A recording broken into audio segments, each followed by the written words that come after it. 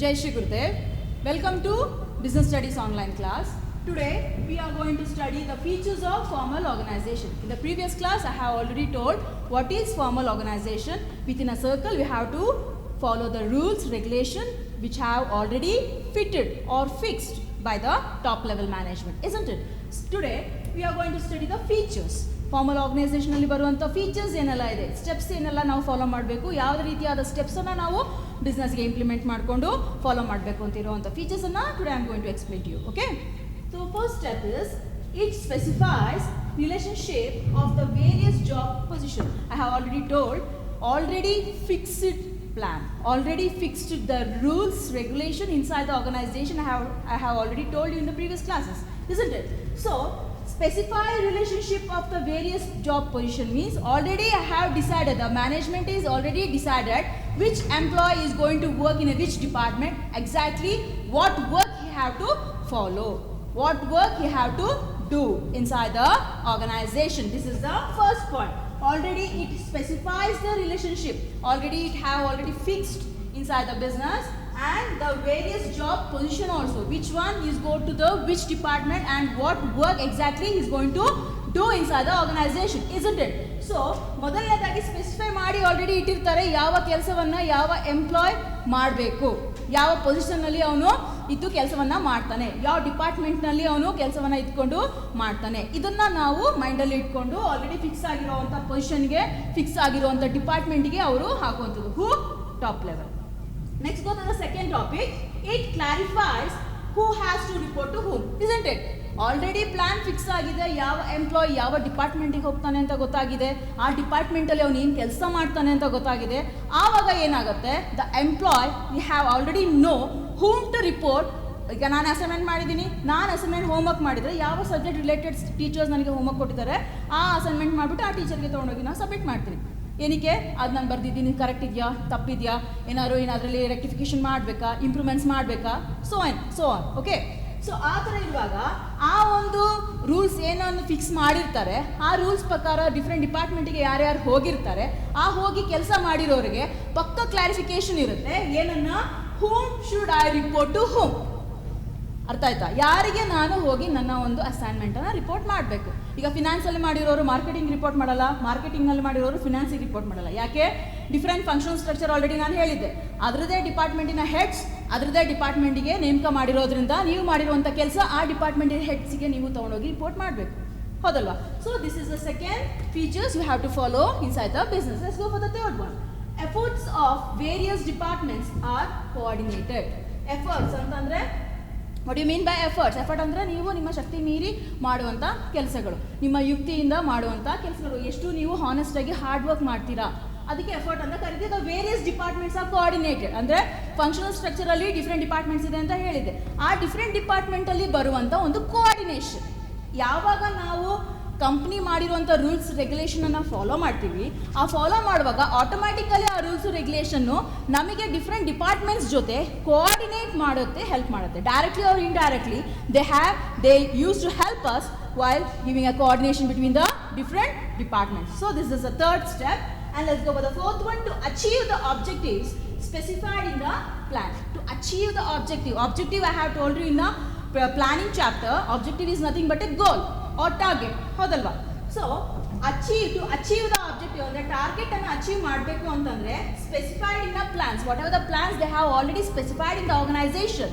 What ever the plan you are already going to follow the instruction or rules in the organization, it is very helpful to reach your goal or to reach your objectives, isn't it? ಯಾಕೆಂದರೆ ಏನೂ plan ಇಲ್ದಲೆ idle ಆಗಿ ಕೂತ್ಕೊಂಡು ನನಗೆ ಆ goal reach ಮಾಡಬೇಕು ಅಂತಂದರೆ we can't do it. It's completely difficult, ಹೌದಲ್ವಾ? So ಈ ಥರ ಪ್ಲ್ಯಾನ್ ಆಗಿರೋದ್ರಲ್ಲಿ ಅದರದ್ದೇ ಆದ ಒಂದು ಅಚೀವ್ಮೆಂಟ್ ಕಾಣಿಸ್ತಾ ಇರುತ್ತೆ. ನಮಗೆ ಆದ ಒಂದು ದಾರಿನ, ಈಗ ಕಾಡು ದಾರಿಯಲ್ಲಿ ಹೋಗೋದು ಹೈವೇನಲ್ಲಿ ಹೋಗೋದು ವ್ಯತ್ಯಾಸ ಅಲ್ವಾ? ಹೈವೇನಲ್ಲಿ ಹೋಗ್ತಾ ಇದ್ರೆ ನೀವು ಯಾವ ಊರಿಗೆ ಹೋಗ್ತಾ ಇದ್ದೀರಾ, ಮೈಲ್ ಸ್ಟೋನ್ಸ್ ಇರುತ್ತೆ, ಮೈಲ್ ಸ್ಟೋನ್ಸಲ್ಲಿ ಕಿಲೋಮೀಟರ್ಸ್ ಇರುತ್ತೆ, ಆ ಕಿಲೋಮೀಟರ್ಸ್ನ ಫಾಲೋ ಮಾಡಿಕೊಂಡು ನೀವು ಹೋಗಿ ರೀಚ್. ಅದೇ ಕಾಡು ದಾರಿಯಲ್ಲಿ ಹೋಗಿ ಅಂತಂದರೆ ಯಾವ್ದು ಡೆಸ್ಟಿನೇಷನ್ ಗೊತ್ತಿಲ್ಲ, ಯಾವ ದಿಕ್ಕಲ್ಲಿ ಹೋಗ್ಬೇಕಂತ ಗೊತ್ತಿಲ್ಲ, ಏನು ಗೊತ್ತಿಲ್ಲ. ಅದರಿಂದ ಟಾಪ್ ಲೆವೆಲ್ ಮ್ಯಾನೇಜ್ಮೆಂಟ್ ಅವರು ಆಲ್ರೆಡಿ ಅವರು ರೋಡಲ್ಲಿ ಮೈಲ್ ಸ್ಟೋನ್ಸ್ ಹಾಕಿ ಫಿಕ್ಸ್ ಮಾಡಿರ್ತಾರೆ. ಆ ಫಿಕ್ಸ್ ಮಾಡಿರೋ ಮೈಲ್ ಸ್ಟೋನ್ಸನ್ನು you have to follow while doing the work inside the organisation, isn't it? So ಇದರಲ್ಲಿ ಯಾವಾಗ ಏನಾಗುತ್ತೆ, ನಿಮಗೆ ನಿಮ್ಮ ಗೋಲನ್ನು ಅಚೀವ್ ಮಾಡೋಕ್ಕೆ, ಆಬ್ಜೆಕ್ಟಿವ್ಸನ್ನು ಅಚೀವ್ ಮಾಡೋಕ್ಕೆ it's very quite useful to follow the milestones that have already created by the top level management. Okay, let's go the next step. It is designed by the top level management. ಹೌದಲ್ಲ, ಈಗ ಈ plan ಅಲ್ಲಿ ಈ ಇನ್ಸ್ಟ್ರಕ್ಷನ್ನ, ಈ ಪಾಲಿಸಿನ, ಈ rules ಅನ್ನ, ಈ regulations ಅನ್ನ ಮಾಡಿರೋದು ಯಾರು? Top level management. Levels of management ಅಲ್ಲಿ ಆಲ್ರೆಡಿ ನಾನು ಹೇಳಿದೆ, ಇದು ಮಾಡಿರೋದು top level management. Top level, middle level, lower level ಅಂತ ಸಿಸ್ಟಮ್ಯಾಟಿಕ್ ಆಗಿ ಬಂದಿರುವಂಥದ್ದು. ಸೊ ಈ ಬರುವಂಥ ಒಂದು ಡಿಸೈನ್, ಈಗ ಮನೆ ಕಟ್ಟೋದಾದರೆ ಬ್ಲೂ ಪ್ರಿಂಟ್ ಮಾಡ್ತೀವಿ, ಯಾವ ಡಿಸೈನಲ್ಲಿ ಮನೆ ಕಟ್ಟಬೇಕು ಅಂತ. ಡಿಸೈನಲ್ಲಿ ಮನೆ ಕಟ್ಟಿರೋ ಬ್ಲೂ ಪ್ರಿಂಟೇ ಇಲ್ಲ ಅಂದರೆ ಯಾವ ರೀತಿ ಮನೆನ ಕಟ್ತೀರಾ? ಎಲ್ಲಿ ಹೇಗೆ ವಾಸ್ತು ಆಗಲಿ, ರೂಮ್ಸ್ ಎಲ್ಲಿ ಬರಬೇಕು, ಯಾವ ಥರ ನಿಮಗೆ ಗೊತ್ತಾಗುತ್ತೆ? ಏನು ಗೊತ್ತಿರಲ್ಲ ಅಲ್ವಾ? ಸೊ ಈಗ ಯಾವಾಗ ಡಿಸೈನ್ ಮಾಡಿರ್ತಾರೆ, ಯಾರು ಮಾಡಿರ್ತಾರೆ, ಈಗ ಓನರ್, ಈಗ ಸೈಟ್ ತೊಗೊಂಡಿದ್ರೆ ಓನರ್ ಮನೆ ಕಟ್ತಾರೆ, ಆವಾಗ ಒಳ್ಳೆ ಇಂಜಿನಿಯರ್ಸ್ನ ಸೆಲೆಕ್ಟ್ ಮಾಡಿ ಅವರಿಗೆ ಪ್ಲ್ಯಾನ್ ಮಾಡಿ ಅಂತ ಹೇಳ್ತಾರೆ. That is top level management. ಆ ಥರ ಪ್ಲ್ಯಾನ್ ಮಾಡಿದಾಗ ಏನಾಗುತ್ತೆ, ಯಾವುದಾದ್ಮೇಲೆ ಏನು ಮಾಡಬೇಕು, ಯಾವಾಗ ನಾವು ಎಷ್ಟು ಟೈಮನ್ನು, ಲಿಮಿಟೆಡ್ ಟೈಮ್ನಲ್ಲಿ ನಾವೊಂದು ಮ್ಯಾನೇಜ್ಮೆಂಟನ್ನು, ನಾವೊಂದು ವರ್ಕನ್ನು ಮಾಡಿ ಕಂಪ್ಲೀಟ್ ಮಾಡಬೇಕು ಅಂತ ಒಂದು ಕಂಪ್ಲೀಟ್ ಐಡಿಯಾ ನಮಗೆ ಸಿಗುತ್ತೆ. ಓಕೆ, ಸೊ ಅದಕ್ಕೆ it is designed by the top management. What ever the design, rules, regulation, instruction, fixed design have made inside the organization by whom? Top level management. Okay then, let's go over the last topic.